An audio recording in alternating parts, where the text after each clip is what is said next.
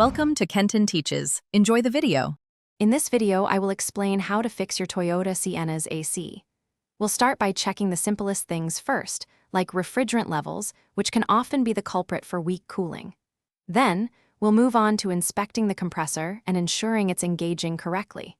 Finally, we'll look at the cabin air filter, a frequently overlooked item that can significantly impact your AC's efficiency and airflow. Let's get your Sienna blowing cold air again. A common reason for a struggling AC is low refrigerant. You can check this with an AC manifold gauge set, looking for pressures below the manufacturer's specifications, typically around 30 to 40 psi on the low side. If the pressure is low, you likely have a leak.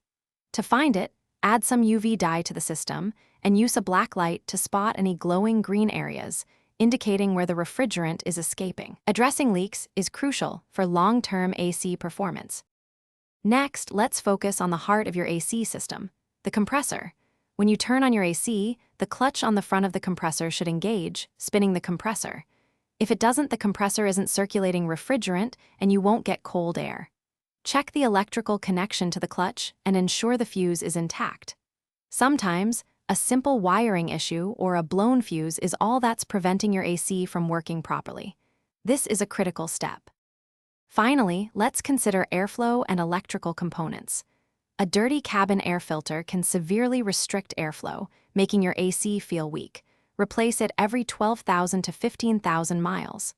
Also, listen to your blower motor. Unusual noises might indicate a failing unit.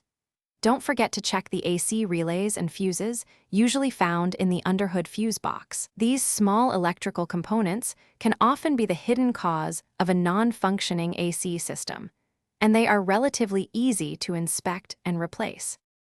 Thanks for watching. Please subscribe if this video was helpful.